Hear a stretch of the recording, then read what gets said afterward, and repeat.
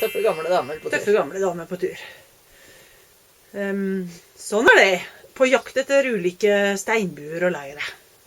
Her er stein. Vår jakt etter steinbuer denne gangen starter ved Halne fjellstova. Vi tar Halnekongen, båten fra Halne fjellstova og inn til Skaupa.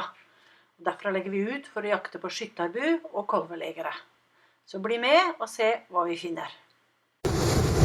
Tur med Halnekongen.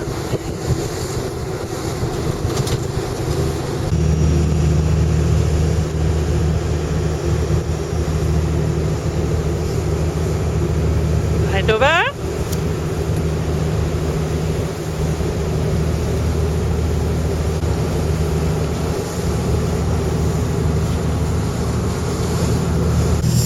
Nei, jeg er spent. Jeg er spent.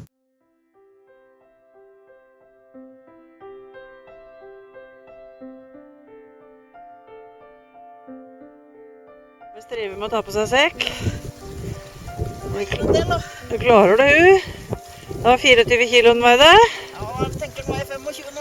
25 for du stappet opp litt ekstra. Ja. Vi skifter litt her. Begge bikkjene er godt lastet.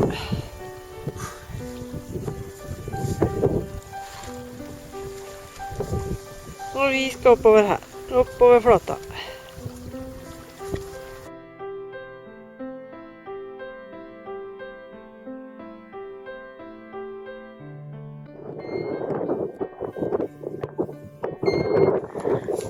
Det er en heilo som driver og er like rundt oss hele tiden her, og piper og piper. Kilo er selvsagt helt vill etter.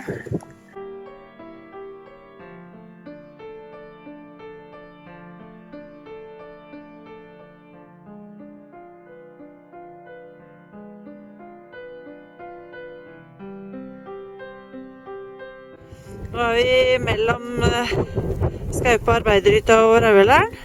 Så har vi gått noen kilometer, og nå skal vi snart ta av fra T-merka sti. Og prøve å finne, hva heter det igjen, skytterbulegere. Så det blir litt spennende om vi finner. Og vi har ikke helt nøyaktige koordinater. Så gjelder det å se seg om i landskapet da, for sånne koier og legere som vi driver og samler på, de ligger som regel veldig skjult i terrenget. Det er ikke lett å finne, men du fant den, du, Kaja. Nei, jamman. De er godt skjult og ligger lurt. Og det er kjempegøy å finne de. Yes, en til samlingen. Her er Kaja på vei til den lille bua vi har finnet her. Ikke svære krypinner.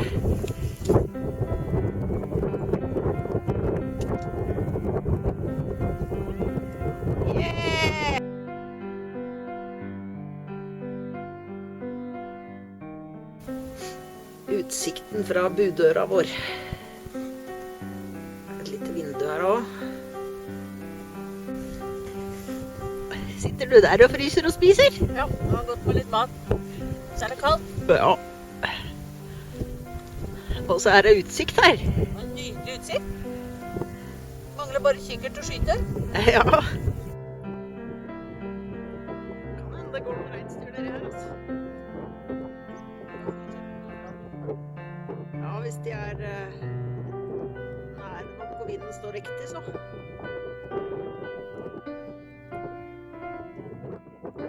Det er liksom litt bratt opp til det der. Det er liksom litt... Bratt. Ja, det er veldig bra. Det er litt bratt.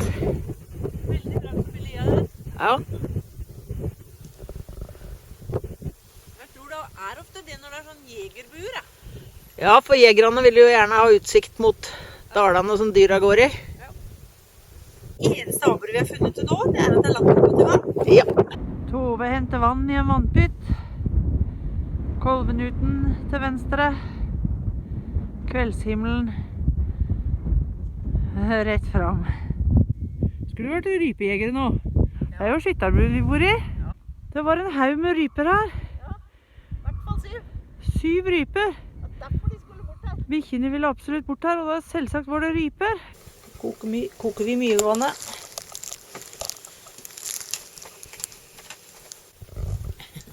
Godt å få seg litt mat, Kaja. Ja, det hjelper. Jeg var litt kald. Ja, Nå kjenner jeg varmen kommer innafra. deilig. Her begynner det å kveldes.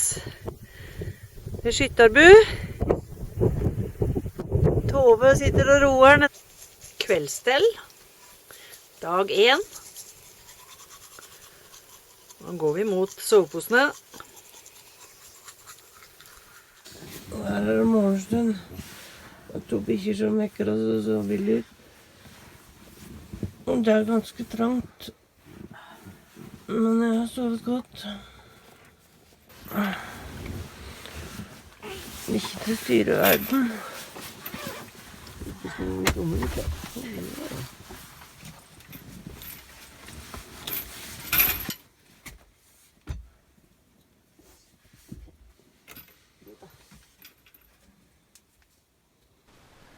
Her ligger vi og småprater.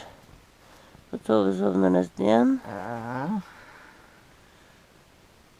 Og så ligger vi og så sier vi da at her var det fint. Det er så fantastisk å våkne opp til en sånn utsikt. Så hvis som at det dersom at det hadde vært et fiskevann her, da hadde vi blitt her. Ja. Hei, hei. Her ligger jeg. Nå rydder vi opp etter oss og steller i stand. Oppå den fine hylla, der ligger det tørt og godt. Fyrstikker og opptenning av litt avis. Og den hylla her som er felt ut av steinen. Og så er det steinvegg oppover hele.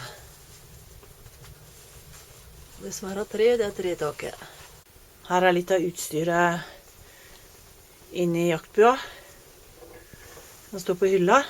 Og så dette skrytersbildet fra noen jegere som var her og fikk 50 ryper. Eksotisk.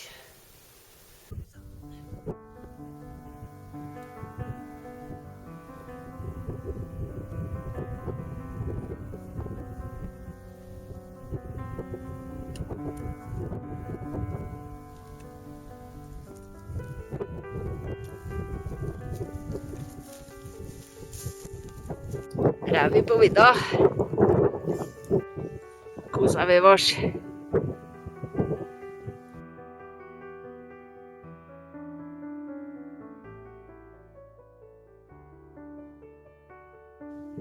Vi må gå ganske rundt omkring for å komme bort til lægeret som er, så jeg kan klare å peke omtrent. Der omtrent.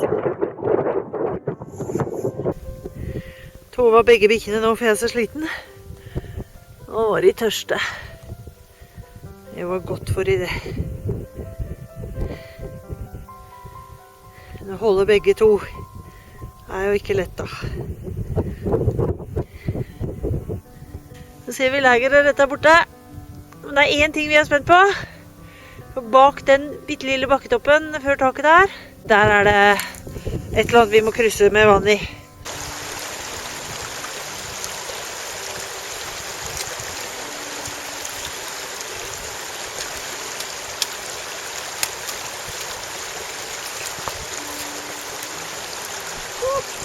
Tove klarte det.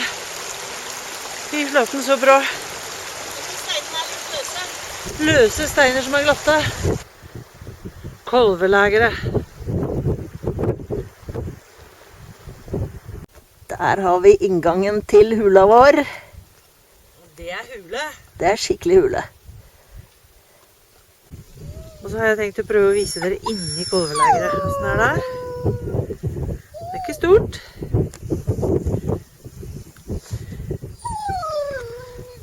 Vi møter veggen ganske fort, og så er det en liten benk der innerst. Hvis du ser, så er den benken mange planker oppå den benken. Det er fordi at du kan ta plankene, de er løse, så kan du legge de bortover her, feste på den ene siden, og feste på den andre siden der. Og så blir det faktisk en dobbeltseng her. Og den dobbeltsenga kommer til å gå helt bort dit. Og da er veggen her. Vi er kommet til et idyllisk leger her, da. Selv om det er jordgulv og bare stein, er det vakkert. Så jordhaugen bare fortsetter opp og blir en del av bygget. Så der, ja. Nei. Er vi gøye på vårs?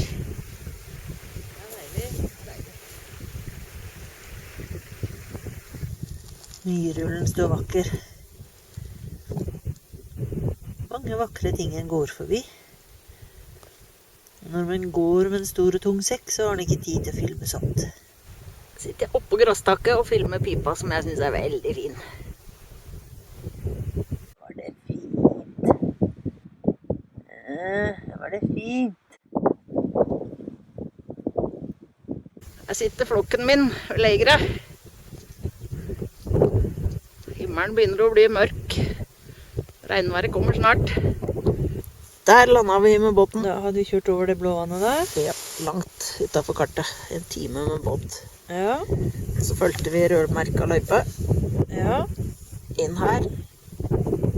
Så tok vi her og fant skytterbu som ikke ligger der, men der. Og fant kaia. Så i dag så har vi gått fra skytterbu til kolvleggere. Ja. Og ute plasker og regner litt nå. Her sitter vi tørt og godt. Det er supert, altså. Veldig greit. Ja.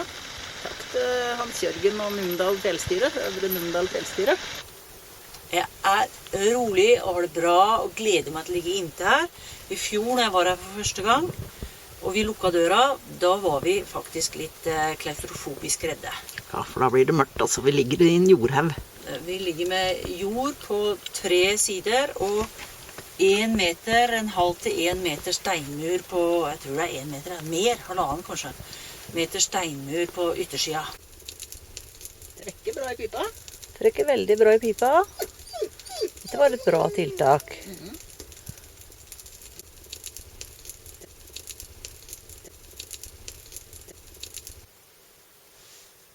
Det var deilig å få støtte i ryggen. Kommet seg ned i soveposen. Det har regnet i natt. Og på marikåpene så ligger det fullt av regndråper. Og skal Kaja kose seg med morgenkaffen. Det trengs. Det er godt. Den fine lenestolen sin. Jeg kan virkelig lene meg bakover her. Det er deilig. Det regner, og det regner, og det regner. Vi blir klissblaute. Og du sa vi ikke var tøffe? Ja, Det er kanskje dumme vi er. ja mulig det. I hvert fall våte. I hvert fall våte. Å, shit. Jeg hadde ikke sekk engang i dag. Nei, da har vi gått uten sekk, så det var litt deilig å få seg en dagsmarsj uten sekk. Sånn er det å være på Hardangervidda i regnvær. Ja. Gjør som hunden. Legg deg innerst opp på soveposen til mennesket ditt. Kos deg med den beste plassen.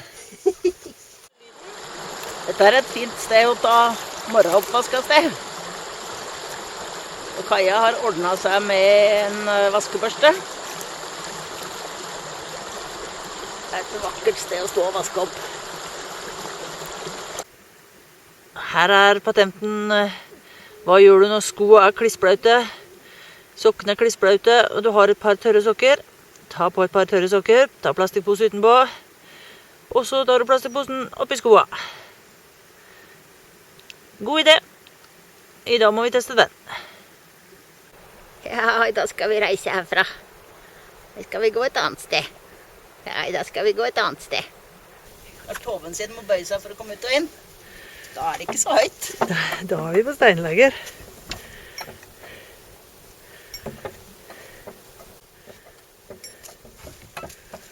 Vi må se hvordan låsemekanismen er da. Fin smidd krok. Trygt og godt. Takk for oss.